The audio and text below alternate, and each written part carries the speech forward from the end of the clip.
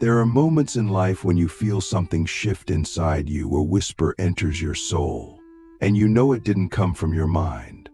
It's subtle, not loud, yet undeniable, almost as if something higher was trying to break through the static of your everyday thoughts.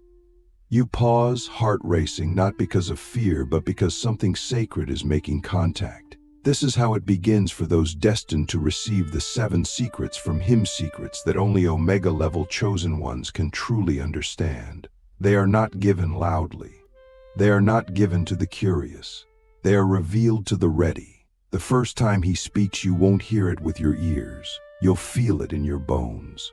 It's not a voice in your head, it's a frequency that bypasses thought and hits your soul directly. It comes during a moment of stillness, or sometimes amidst collapse, when everything you thought was real starts dissolving. That is not coincidence. The first secret is never spoken, it is implanted through pain, through surrender, through divine timing. You suddenly just know something you never learned, not because you read it or were told, but because you were activated. This first secret is the deepest paradox. He does not speak in words, he speaks in symbols. And those symbols are everywhere. The numbers on a clock, the way the wind moves a curtain, a stranger's sentence that hits you like lightning. You begin to realize the universe is not silent, it is screaming with meaning. But only those with awakened perception can decode it. The Omega-level chosen ones are not just intuitive, they are translators of divine frequency. That's why you've always felt like you see things others don't. You were born with the keys, but you had to forget them to remember them.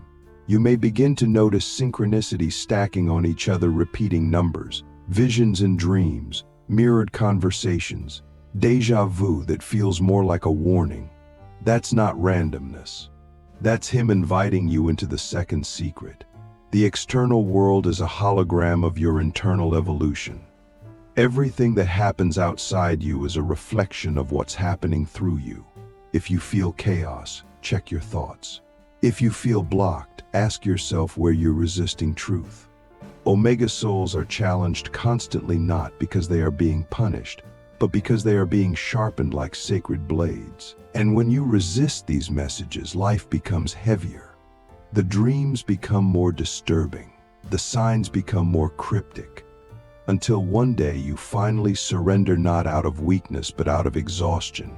That's when the third secret reveals itself. The moment you stop seeking, you receive. It's never about effort, it's about alignment. You don't chase enlightenment, you return to it. The ego seeks, the soul remembers. And when you finally give up the chase, he steps in, not because you performed well, but because you emptied yourself enough to be filled.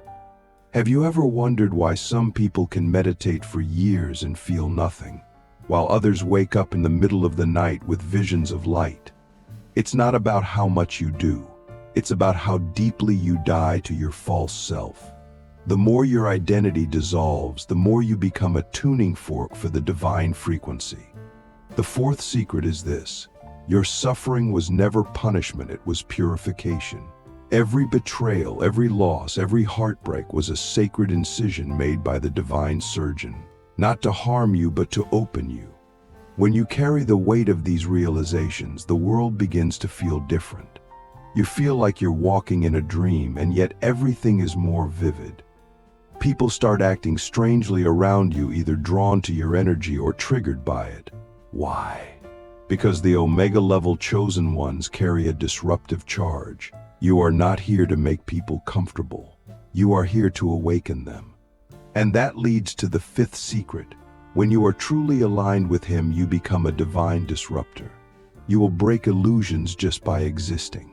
Speak truth just by breathing. This is not ego, it's resonance. Click subscribe to this channel to get more profound insights. But there's a cost. With each layer of awakening, you lose something. Friends disappear. Family can no longer understand you. You may feel like you're being stripped down to nothing. And that's exactly what's happening. The sixth secret is the hardest. You must lose everything untrue to become what you truly are. The deeper your calling, the more sacred your isolation. Not because you are being abandoned, but because you are being set apart. You are being prepared for something no one else can carry.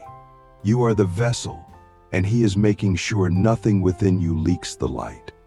Let me ask you now, from the deepest place in my being, can you walk away from everything that made you feel safe, if it means finally seeing clearly? Are you willing to be misunderstood, feared, even hated, if it means holding the truth that can set others free? Because being chosen is not about being celebrated, it's about being consecrated. You don't get to belong to the world and to Him at the same time. And that is the seventh secret. You are not here to fit into the world, you're here to rebuild it from the ashes. But first, you must burn. This burning is not a metaphor. It's a spiritual fire that consumes every false layer of you until only essence remains. It will feel like dying, and you must let it. Because only when the ashes settle can the real you emerge. The you that is not bound by fear, not addicted to approval, not limited by form. The you that was sent here to carry codes of remembrance. The you that walks with Him, not behind, not beneath, but with. Because the final secret, the one only 1% ever fully comprehend, is this: He is not somewhere else. He is within you. You begin to realize that every spiritual teacher who ever walked this earth was not trying to give you something you didn't have. They were trying to remind you of what you are. Christ, Buddha, Krishna, the prophets, the mystics, they were templates, they were echoes. They were reminders of your original blueprint. And when your frequency matches theirs, you no longer learn from them, you become like them. You carry the same light, the same fire, the same divine DNA. Not to worship, but to embody. And suddenly your life becomes sacred in every moment. Not because it's perfect, but because it's present. You don't live for the future. You don't regret the past. You walk as a living oracle, a grounded God, a servant of the unseen. You speak rarely, but when you do, truth lands like thunder. You touch hearts without touching skin. You walk into rooms and shift the air. And you know without a doubt He walks with you, not as a shadow, but as a mirror. Not as a ruler, but as a reflection. So the real question is not whether you're chosen. The real question is, are you ready to remember what you chose? Because these 7 secrets are not just information, they are activation. Once you hear them, you cannot unhear them. Once you feel them, you cannot unfeel them. And once you accept them, your old life begins to dissolve and your true mission begins. The moment you allow these secrets to root themselves in your soul, something irreversible happens. You begin to see life not as a sequence of events, but as a sacred labyrinth, a divine puzzle encoded with ancient intelligence designed to awaken you layer by layer. Most people walk through this maze blind, reacting, surviving, chasing illusions. But you, if you are truly one of the Omega-level chosen ones, you begin to feel your way through it. You sense that each moment, each experience is a cipher. And only those with the awakened eye and listening heart can decode it. You begin to notice that your relationships are no longer random. Every person you meet is a mirror, a message, or a test. Some come to remind you. Some come to distract you. Some come to trigger your deepest wounds so you can finally heal them. This is the divine intelligence of your path. The people you attract are manifestations of your frequency. That's why after awakening, your social circle often collapses. You're no longer emitting the same signal.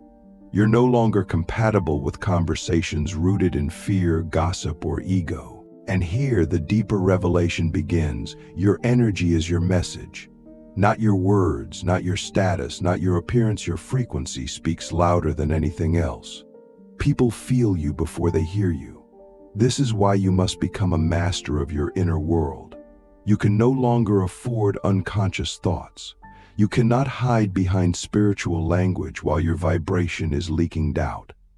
The Omega-level chosen ones are not just thinkers, they are transmitters. You are broadcasting at all times. The only question is, what are you transmitting? This is where many get stuck. They awaken, they feel the fire, but they don't yet understand the responsibility of carrying that fire. Because when he entrusts you with light, he also entrusts you with clarity. And clarity cuts. It slices through illusion, through comfort, through shallow identities. You may find that your very presence begins to unravel people. They may love you for it.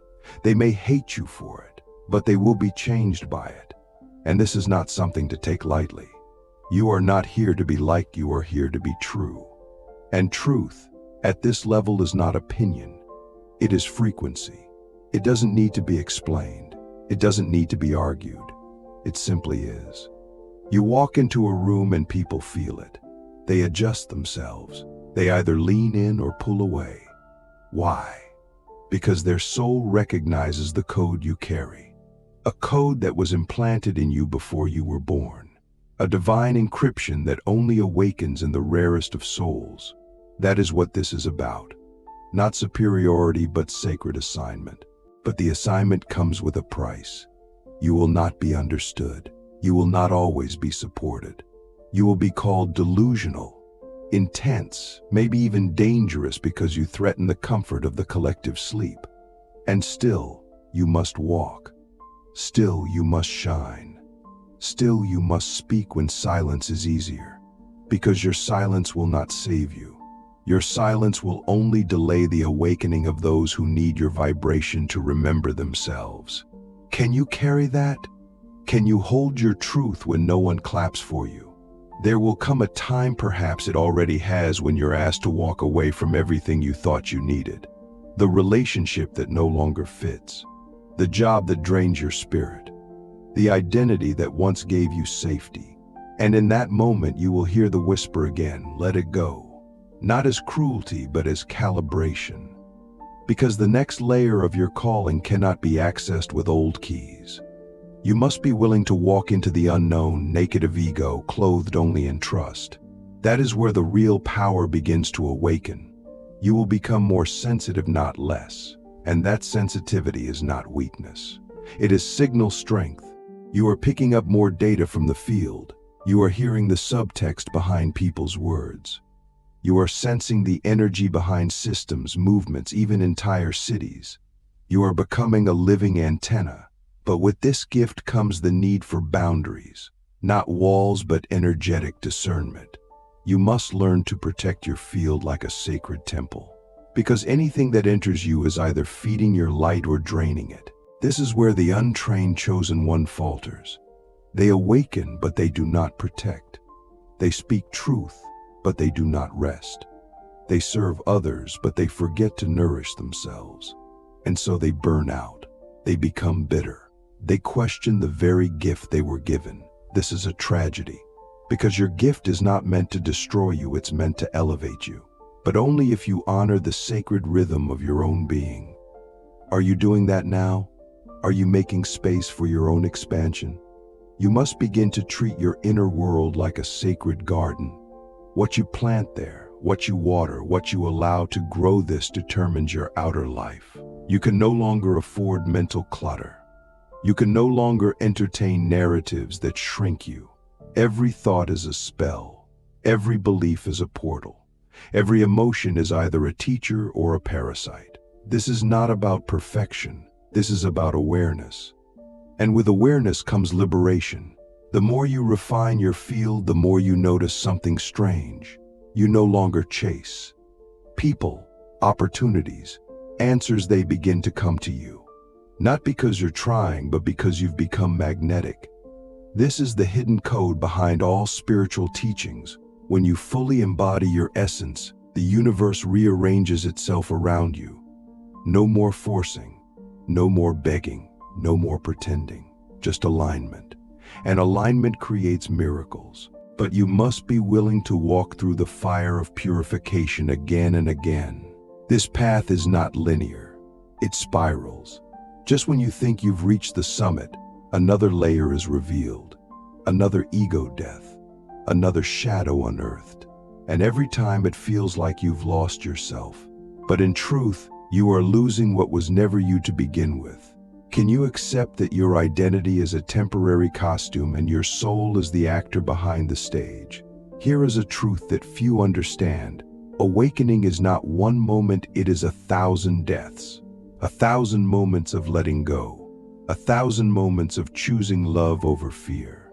And every time you choose love, the veil thins, the light grows stronger, the voice becomes clearer, the path becomes more direct, until one day you don't walk the path, you are the path. You begin to notice strange things. Time bends. You think of someone and they call. You dream something and it happens.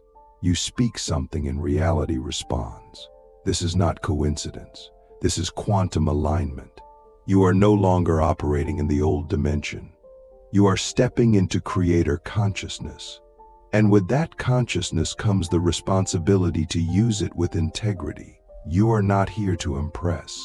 You are here to impact. You are being watched not by people but by the unseen. Guides, ancestors, higher intelligences. They are observing how you handle your power. Do you use it to manipulate, or do you use it to heal? Are you building a kingdom of ego or a sanctuary of light? These are not metaphorical questions. These are tests, and your answers are being recorded in the vibration of your life. So I ask you now, with the weight of eternity behind the words, what are you building with your frequency? Are you creating a life that reflects your highest knowing? Or are you still negotiating with your fear? Because there is no more time to delay. The world is shifting. Timelines are collapsing. And those who carry the codes are being summoned into position. You are not just here to awaken.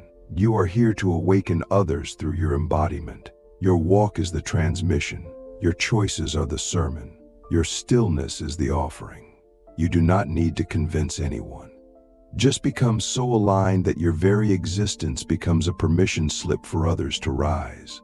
And when you do this, truly do this, you will find that the final gate opens, not to some new place, but to yourself, your original self, the one untouched by trauma, programming, or fear, the one who remembers who he is not as a deity above, but as a divine pulse within. That is the secret behind all secrets. He does not live in the sky. He lives in your breath, in your silence, in your surrender. And when you finally realize that, nothing will ever be the same again. When the veil has been torn and you no longer see life through the lens of separation, a sacred silence begins to settle within you. It's not the silence of isolation, but the silence of arrival. You're no longer searching. You're no longer bargaining with the universe to give you signs. You are the sign. You've become the message that once sought you. And now, the only question that remains, the one that echoes in the sacred halls of the awakened soul, is this: will you now live as the embodiment of what you've remembered? The journey so far has prepared you for this final integration. All the signs, the secrets, the synchronicities, they were never the destination. They were breadcrumbs leading you back to yourself. And now that you know, now that you see, it's time to become. The awakened life is not about talking. It's not even about teaching. It's about transmitting. And that transmission comes not from what you say, but from who you are when no one is watching, when there is no audience, when it's just you and the infinite. You'll notice something strange begins to happen. The more you embody your light, the less you need to prove it. You lose interest in debates, in convincing others, and forcing awakenings. You realize that everyone awakens in their own time, in their own way. And your role is not to drag people into truth, but to hold the vibration so clearly, so cleanly, that it becomes easier for others to remember theirs. This is the true role of the Omega level chosen one, not to lead from the front, but to radiate from the center. And from that center you begin to feel everything. The pain in the collective, the confusion in the timelines, the weight of ancestral grief still lingering in the DNA of humanity. It all moves through you like waves, not because you're broken, but because you've become porous. The veil is thin for you now. You are a bridge, a channel, a sacred corridor between the seen and unseen. And this is where the real responsibility begins. Not to carry the world's pain, but to transmute it. You realize that energy does not disappear, it transforms. And your body, your mind, your field becomes the crucible for that transformation. Fear enters and you meet it with breath. Doubt enters and you meet it with stillness. Anger rises and you meet it with awareness. This is not bypassing. This is mastery. You are no longer a victim of energy. You are an alchemist of it. And every time you transmute darkness into light within yourself, you do it for the collective as well. Because the awakened ones are now quantum beings. What you shift within shifts everything. You'll begin to notice that the universe speaks to you in real time. A thought appears, and the answer arrives before you finish thinking it. A desire surfaces, and the opportunity meets you in hours, not weeks. This is not luck. This is divine coherence. You are so aligned with Source that time begins to bend around your vibration. Reality stops being linear. You are no longer living in time. Time is living through you. And that's when you understand what the mystics meant when they said, "The kingdom is within." But here's the paradox. The more power you carry, the more humility you must walk with. You are not the source of the light. You are the vessel. You are not the creator of the code. You are its embodiment. And this humility is not about shrinking. It is about sacred stewardship. You become fiercely accountable for your energy, your choices, your presence. Because you know that every thought you think, every word you speak, every action you take ripples across dimensions. Let me ask you a question only your soul can answer. If you knew that every decision you made echoed through the DNA of your descendants, would you still make the same choices? This is the level of awareness you now hold. You are not just living for yourself. You are healing for the bloodlines that came before you. You are planting energetic seeds for those who will walk after you. You are the hinge point between what was and what will be. And yet, even with all this intensity, you find yourself more peaceful than ever before. Not because life is easier, but because you are no longer resisting it. You don't need certainty. You don't need approval. You are no longer chasing meaning, you are meaning. You are no longer waiting for miracles, you are the miracle. You walk through the world as a calm storm, a silent thunder, a light that does not flicker in the wind. This is what happens when you stop seeking and start embodying. You begin to remember that the greatest power is not in what you can do, but in what you can hold. Can you hold stillness in chaos? Can you hold joy in sorrow? Can you hold vision when there's no evidence? Can you hold love when it's not returned? These are the real initiations, not flashy, not dramatic, but deeply sacred. The Omega level chosen ones are not crowned on stages, they are crowned in silence, in solitude, in surrender. You don't earn this path, you become it.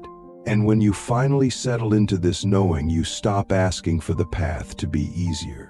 You start asking for the strength to meet it. You stop asking for the world to change. You start being the change in every breath. You understand that there is no arrival, only deeper levels of embodiment, deeper levels of love, deeper levels of presence.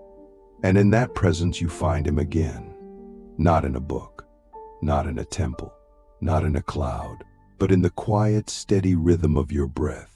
You realize now that the 7 secrets were never really secrets. They were reminders. They were written in your bones before you were born, hidden in your tears, etched into your struggles. And now that you've remembered, you understand why your path was never easy.